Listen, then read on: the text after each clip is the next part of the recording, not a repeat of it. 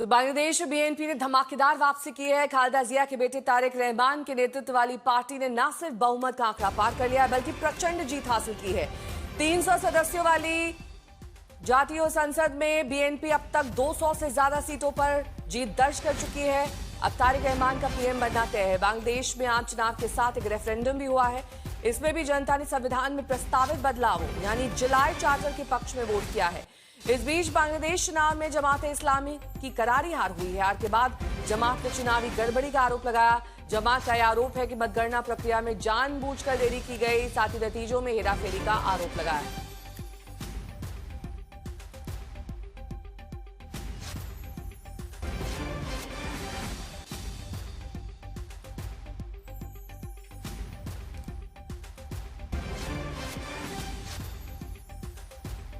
मेरे दो सहयोगी जुड़ गए हैं तमाम जानकारी के साथ, प्रणय उपाध्याय और इंद्रजीत कुंडू सीधे ढाका से। सबसे पहले इंद्रजीत, आपका रुख करते हुए जहां पर आपकी मौजूदगी है वहां पर किस तरह से बीएनपी जश्न की तैयारी कर रही है, क्योंकि अब तारिक रहमान का पीएम बनना तय है। जाहिर तौर पर एक बड़ा दिन, बहुत बड़ा दिन है बांग्लादेश की राजनीति के लिए। तारिक रहमान का पीएम बनना अब से महज एक औपचारिकता बनी हुई है। 191 सीट का जो मेजॉरिटी का आंकड़ा है वो क्रॉस कर चुकी है बीएनपी, और अब किसी भी वक्त जो चुनाव आयोग है आज दोपहर को औपचारिक तौर पे ये घोषणा हो जाएगी। इलेक्शन का रिजल्ट जो है वो डिक्लेयर हो जाएगा और हम एक्सपेक्ट कर सकते हैं कि बीएनपी की ओर से करीबन 11:30 बजे एक प्रेस कॉन्फ्रेंस हो सकती है और तारिक रहमान भी आज मीडिया के सामने अपना जो स्टेटमेंट है वो दे सकते हैं। तो काफी महत्वपूर्ण एक दिन है, क्योंकि कुछ ही महीने पहले महज तारिक रहमान बांग्लादेश में उनकी वापसी हुई है। 17 साल तक वो बाहर रहे हैं, लंदन में वो रहते थे एग्जाइल में, और कुछ दिन पहले जब बीएनपी सुप्रीमो खालिदा जिया की मौत हो गई उसके बाद किस तरह का इमोशन लोगों का देखने को मिला था। लाखों लोग बांग्लादेश का सड़कों पे उठ करके उनको सलाम कर रहे थे, और उसके बाद आया ये चुनाव, और इस चुनाव में एक लैंडस्लाइड विक्ट्री मिलता हुआ बीएनपी को दिख रहा है।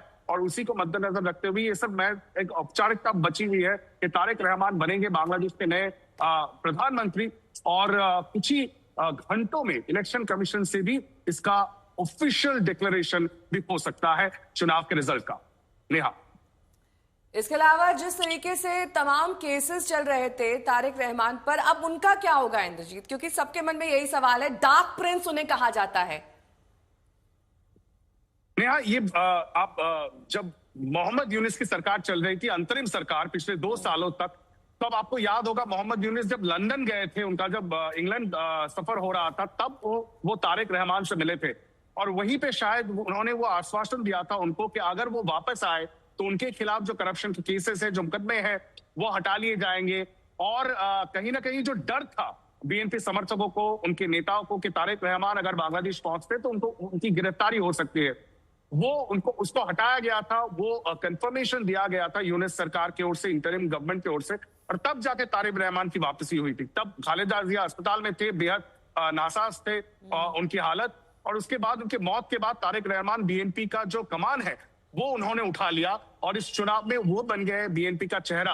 तो ये कह सकते हैं जो लेगेसी खालिदा जिया का या जियाउर रहमान प्रेसिडेंट का, उनका लेगेसी वो आगे लेके गए, और बेटन और कमान उन्होंने ले लिया, और इस तरह के भारी लैंडस्लाइड विक्ट्री उन्होंने दिलवाई है अपनी पार्टी को, और ये तय है कि वो प्रधानमंत्री बनेंगे। तो बहुत महत्वपूर्ण बीएनपी के लिए है ऐसा एक दल जो 2024 का, जो 4 साल पहले जो चुनाव हुआ था, 2 साल पहले 2024 के चुनाव में उन्होंने बॉयकॉट किया था, और तब अवामी लीग को भारी जीत मिली थी। और आज बांग्लादेश की राजनीति में अवामी लीग पर प्रतिबंध है, बैन है।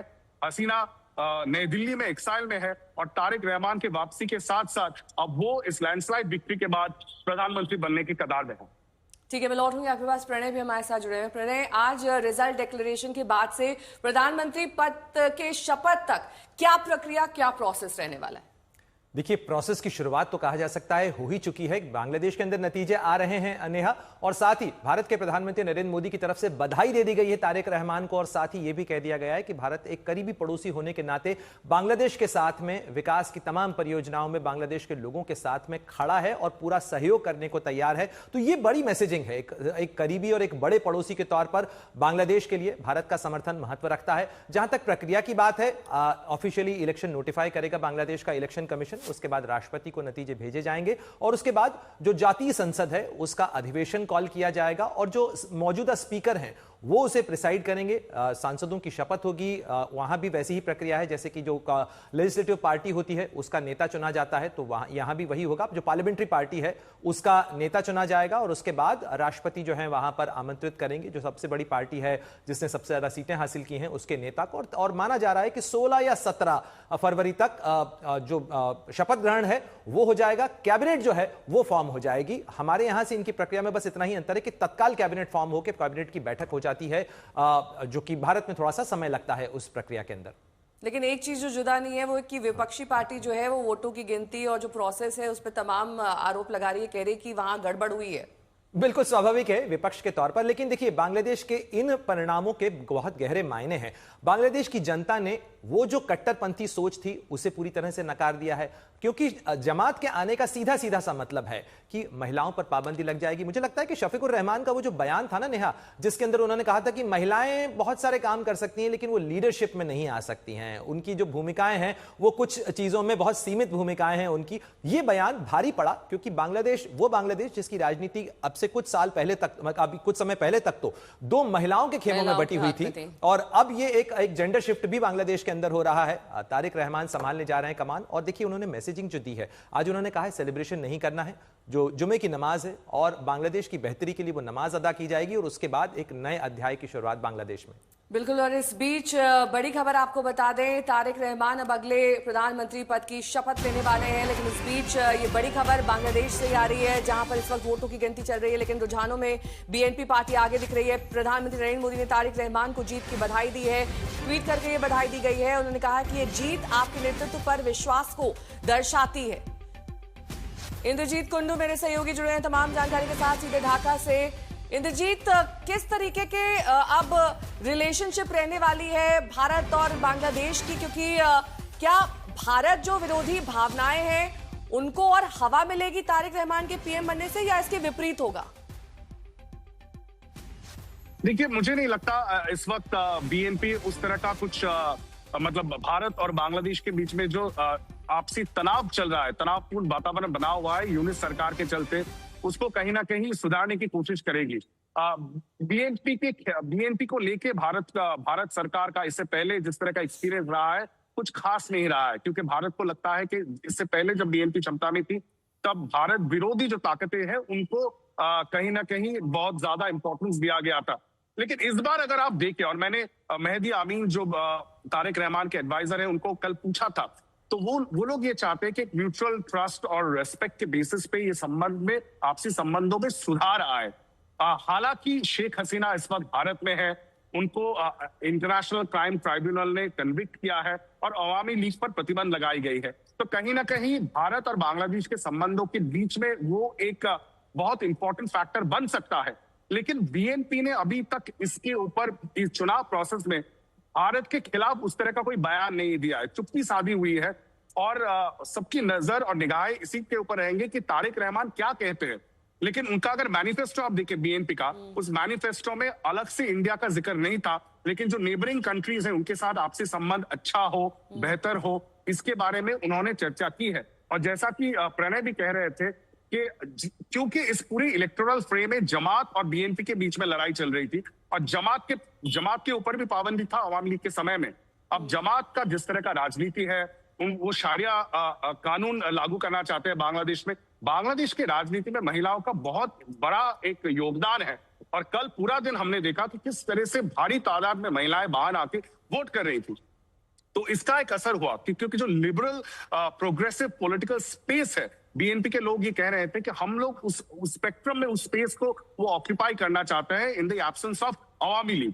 अब इन हिसाब से एक ओवरऑल सबको मिलजुल के ले जाने की कोशिश हो सकती है, और एक रिकॉन्सिलिएशन किया टोन भी बीएनपी के बीच में, बीएनपी के जितने भी लीडर्स हैं उनके स्वर में सुनाई दे रहा है। मुझे लगता है भारत के साथ रिश्तों में सुधार की कोशिश जरूर होगा। और जब प्रधानमंत्री नरेंद्र मोदी ने खुद इस तरह से कॉन्ग्रेचुलेट किया है, आपको याद होगा जब खालिदा जिया की मृत्यु हुई तब फॉरेन मिनिस्टर एस जयशंकर खुद आए थे ढाका और तारिक रहमान से खुद पर्सनली मिलके भारत की ओर से ऑफिशियल कंडोलेंस मैसेज जो है उनको सौंपा गया था। तो ये आउटरीच आज नहीं, चुनाव से पहले ही भारत कर रहा है, क्योंकि भारत को पता था कि इस तरह का अगर चुनाव होगा तो मेन स्ट्रीम पॉलिटिकल पार्टी में सबसे बड़ी पार्टी, आपके पीछे कुछ तस्वीरें भी हमको दिखाइए वहां पर किस तरह से माहौल है, क्योंकि जो अभी ताजा स्थिति दिखाई दे रही है वहां पर सड़कें खाली दिखाई दे रही है। क्या इस वक्त ढाका में चल रहा है? देखिए, मैं इस वक्त कारवा बाजार इलाके में हूँ ढाका में। ये ढाका शहर सुबह आप देख सकते हैं अभी थोड़ा सा खाली दिख रहा है, क्योंकि पिछले 2 दिन में ये एक नेशनल हॉलीडे था, चुनाव का माहौल था। आज कंपैरेटिवली ज्यादा गाड़ियां दिख रही हैं, क्योंकि लोग बाहर निकल रहे हैं, अपने दफ्तरों के लिए जा रहे हैं।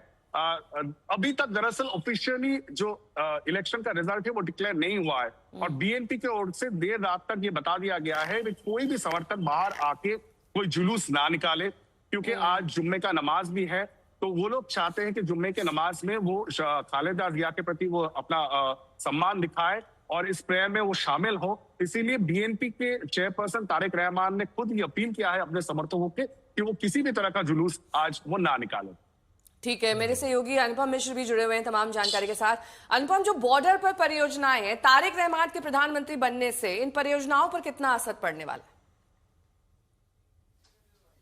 जी देखिए, जाहिर तौर पर एक बड़ी बात है कि कोई ठोस सरकार अगर आती है तो जो भी परियोजनाएं हैं उन पर तो असर होगा ही, क्योंकि पिछले 18 महीनों में अगर हम देखें तो अस्थिर सरकार थी, वहां पर अंतरिम सरकार थी और अस्थिरता का माहौल बना हुआ था। लेकिन अब चूंकि लोग स्वतःस्फूर्त तो बाहर आके लोगों ने वोट दिया है और ऐसे में 48-50% के ऊपर वोटिंग परसेंटेज हुआ है और एक अगर ठोस सरकार आती है जिस तरह के संभावनाएं हमें दिखाई दे रही हैं, बीएनपी अगर बहुत अच्छे से मजबूती से यहां सरकार बनाती है तो खास तौर पर भारत के साथ ही सबसे ज्यादा बॉर्डर लगा हुआ है, 3 तरफ से भारत से जुड़ा हुआ है। ऐसे में सिर्फ एक मात्र म्यांमार है जो छोटा सा हिस्सा जुड़ता है, बाकी तो पूरा हिस्सा बांग्लादेश का भारत के साथ जुड़ता है। तो ऐसे में ज्यादातर व्यापार जो है बांग्लादेश का वो भारत के साथ है और बॉर्डर्स पे जो परियोजनाएं हैं वो भी काफी हद तक असर होगा उन पर, मजबूती से काम हो सकता है।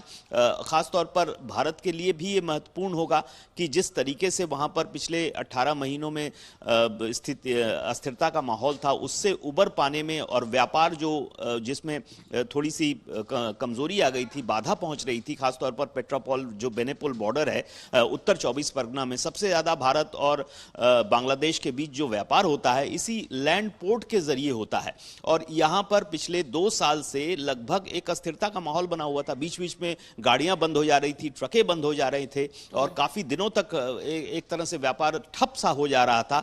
तो उन सब परिस्थितियों से उबरने में बांग्लादेश को मदद मिलेगी और इसमें सबसे ज्यादा नुकसान तो बांग्लादेश का ही हो रहा था, क्योंकि बांग्लादेश का ज्यादातर इंद्रजीत का मुझे रुक करना होगा। इंद्रजीत, बीएनपी पार्टी के दफ्तर में किस तरह के कार्यक्रम की तैयारी है? क्या विजय संबोधन होगा तारिक रहमान का? देखिए, पूरी रात तक बीएनपी के जो कार्यकर्ता थे वो जो हेडक्वार्टर है उसके बाहर वो लोग वेट कर रहे थे। रात भर जश्न का माहौल था, क्योंकि पूरे रात काउंटिंग प्रोसेस चली है तब ज्यादातर लोग घर चले गए वापस। लेकिन दोपहर को मुझे लगता है बीएनपी के जो कार्यकर्ता वो फिर से बीएनपी पार्टी ऑफिस में दफ्तर में आएंगे। 11:30 बजे बीएनपी के जो स्पोक्स पर्सन है वो प्रेस कॉन्फ्रेंस कर सकते हैं संबोधित, और दोपहर को शायद तारिक रहमान एक बार मीडिया के सामने आएंगे और वो अपना जो स्टेटमेंट वो देंगे।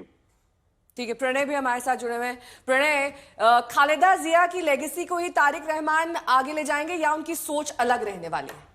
देखिए, मुझे लगता है कि बदले हुए वक्त के अंदर तारिक रहमान की कोशिश, चूंकि जब वो आए थे, आपको याद होगा उनका वो भाषण जिस दिन वो 17 साल के अपने निर्वासन के बाद ढाका पहुंचे थे, उन्होंने कहा था कि मेरे पास एक प्लान है बांग्लादेश के लिए और बांग्लादेश के लोगों के लिए। मुझे लगता है कि उसका काफी रेजोनेंस हुआ, चूंकि हम महिलाओं की बात कर रहे हैं। अब देखिए मैसेजिंग का कितना महत्व होता है। जाइमा रहमान उनकी बेटी हैं और तारिक रहमान ने हर जगह पे, चाहे अपना अराइवल हो, उसके बाद भाषण हो, वो जाइमा रहमान को सामने रखते रहे। और जाइमा रहमान बैरिस्टर हैं, लंदन में पढ़ी हुई है, अपनी उस बेटी को उन्होंने आगे रखा, यानी एक लिबरल चेहरे को आगे रखने की कोशिश, उन्होंने मैसेजिंग करने की कोशिश की है, रिकंसिलिएशन की प्रोसेस होगी। लेकिन हमें यह देखना होगा नेहा, क्योंकि अभी भारत और बांग्लादेश के रिश्तों के अंदर बंगाल के अंदर चुनाव होना है, जो बॉर्डर का इलाका है, उस बॉर्डर के इलाके के अंदर बीजेपी जिस तरीके की बातें कर रही है अपने चुनावी कैंपेन के अंदर, बांग्लादेश के अंदर इस पूरे इलाके में, चाहे वो आप सुंदरबन से लेकर खुलना से लेकर और ऊपर तक राजशाही तक इलाके के अंदर देखें, जो बंगाल और पश्चिम बंगाल और बांग्लादेश की लगती हुई सीमा है, उन इलाकों के अंदर